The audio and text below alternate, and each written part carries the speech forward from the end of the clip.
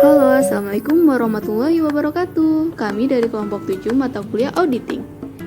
Izin memperkenalkan 3 anggota kami, Penny, Ayu, Jordan. Kami akan menjelaskan materi pemeriksaan surat berharga dan investasi. Assalamualaikum warahmatullahi wabarakatuh. Dengan saya Jordan Adikara dari kelompok 7 tugas audit.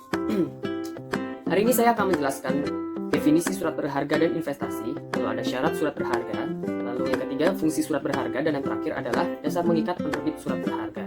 Kita mulai dari definisi surat berharga dan investasi. Surat berharga atau commercial paper merupakan alat bayar dalam transaksi perdagangan modern saat ini. Surat berharga ini digunakan sebagai pengganti uang yang selama ini telah digunakan sebagai alat tukar dalam perdagangan, khususnya oleh kalangan pebisnis atau para pengusaha. Yang kedua, syarat-syaratnya. Syaratnya secara umum itu, yang pertama adalah harus memiliki nama. Yang kedua, bentuk surat berupa dokumen tertulis. Yang ketiga, adanya tanda tangan dari pihak-pihak terkait. Yang keempat adalah terdapat akta perintah atau janji membayar. Yang kelima, terdapat nama orang yang bertanggung jawab untuk membayar dalam dokumen.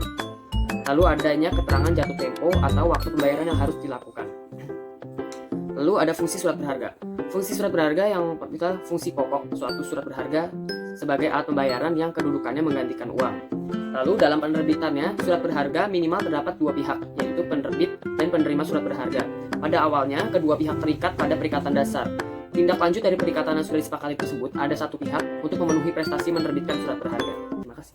Assalamualaikum warahmatullahi wabarakatuh. Nama saya Ayu Lestari. Di sini saya akan menjelaskan yang pertama pengertian investasi, yang kedua jenis investasi, yang ketiga pengertian surat berharga, yang keempat fungsi surat berharga, dan yang kelima adalah jenis surat berharga. Yang pertama saya akan menjelaskan pengertian investasi. Investasi merupakan penanaman uang di luar perusahaan yang dapat berupa surat berharga atau aktiva lain yang tidak digunakan secara langsung dalam kegiatan produktif perusahaan. Investasi dapat menjadi dua kelompok. Investasi jangka pendek, umumnya investasi ini berupa surat berharga seperti saham, obligasi, atau surat berharga lain yang harga pasarnya relatif stabil. Tujuan pokok pembelian surat berharga ini adalah untuk menanamkan kas yang untuk sementara waktu tidak terpakai dalam kegiatan produktivitas perusahaan. Investasi ini disajikan dalam kelompok aktiva lancar. Selanjutnya yaitu investasi jangka panjang. Tujuan pokok investasi dalam surat berharga ini adalah untuk memperoleh pendapatan bunga atau dividen dalam jangka panjang, untuk membentuk dana khusus, atau untuk mengendalikan perusahaan lain melalui pemilikan saham. Investasi ini disajikan dalam kelompok aktiva tidak lancar. Kemudian ada jenis investasi. Yang pertama, deposito berjangka. Adalah simpanan dalam mata uang rupiah dengan tingkat suku bunga yang relatif lebih tinggi dibandingkan dengan simpanan lain. Yang kedua, ada sertifikat Bank Indonesia atau disingkat dengan SBI. Sertifikat Bank Indonesia merupakan bagian dari upaya BI untuk meredam menstabilkan likuiditas yang ada di pasar, seperti saham, obligasi, sekuritas pasar uang, sertifikat hutang obligasi, tanah atau bangunan, dan reksadana. Kemudian ada pengertian surat berharga. Surat berharga adalah surat pengakuan hutang, wesel, saham, obligasi, sekuritas kredit, atau setiap derivatifnya atau kepentingan lain, atau suatu kewajiban dari penerbit surat berharga dalam bentuk yang lazim dalam pasar modal yang siap diperdagangkan. Dan selanjutnya adalah fungsi surat berharga. Fungsi surat berharga secara yuridis adalah sebagai alat pembayaran, sebagai alat pemindahan hak tagih. Kemudian surat berharga dibagi menjadi 3 jenis. Yang pertama ada surat berharga yang bersifat hukum kebendaan. Yang kedua, surat berharga tanda keanggotaan dari persekutuan. Yang ketiga, surat berharga tagihan hutang. Yang kemudian teori suatu surat berharga yang memiliki kekuatan mengikat. Yang pertama ada teori kepatuhan atau kepatutan. Yang kedua, teori kreasi. Yang ketiga, teori perjanjian. Yang keempat, teori penunjukan. Kitab Undang-Undang Hukum Dagang dalam buku 1.6 dan 7 yang mengatur jenis surat berharga.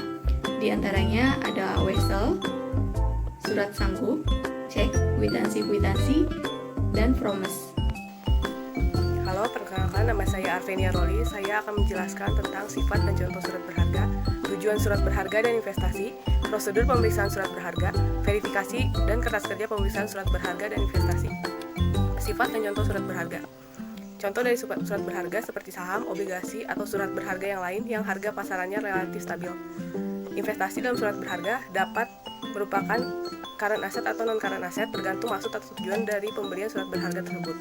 Surat berharga yang digolongkan sebagai long-term investment biasanya dibeli dengan tujuan sebagai berikut.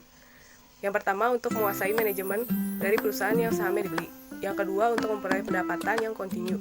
Yang ketiga, sebagai sumber penampungan dari penjualan hasil produksi atau sumber pembelian bahan baku. Selanjutnya, tujuan pemeriksaan surat berharga dan investasi. Yang pertama, untuk memeriksa apakah terdapat internal control yang cukup baik atas temporary dan long-term investment. Yang kedua, untuk memeriksa apakah surat berharga yang tercantum di neraca benar adanya dimiliki oleh dan atas nama perusahaan pertanggal neraca. Yang ketiga, untuk memeriksa apakah semua pendapatan dan penerimaan yang berasal dari surat berharga tersebut telah dibukukan dan uangnya diterima oleh perusahaan. Yang keempat, untuk memeriksa apakah penilaian atau valuation dari surat berharga tersebut sesuai dengan prinsip akuntansi yang berlaku umum di Indonesia atau SAK. Yang kelima, untuk memeriksa apakah penyajian dari laporan keuangan sesuai dengan PABU di Indonesia atau SAK. Selanjutnya, prosedur pemeriksaan surat berharga. Dalam audit terdapat beberapa prosedur yang harus dilakukan, yang pada intinya untuk mengetahui kewajaran saldo investasi yang diperiksa. Selanjutnya, verifikasi dan pengungkapan surat berharga dan investasi. Pertama, periksa dan klasifikasi surat berharga sebagai investasi sementara dan investasi jangka panjang. Kedua, pemeriksaan investasi jangka panjang mengenai kemungkinan sebagai alat pengendali perusahaan. Setelah pemeriksaan dilakukan, akan diperoleh kertas kerja pemeriksaan surat berharga dan investasi sebagai dokumen untuk proses audit selanjutnya.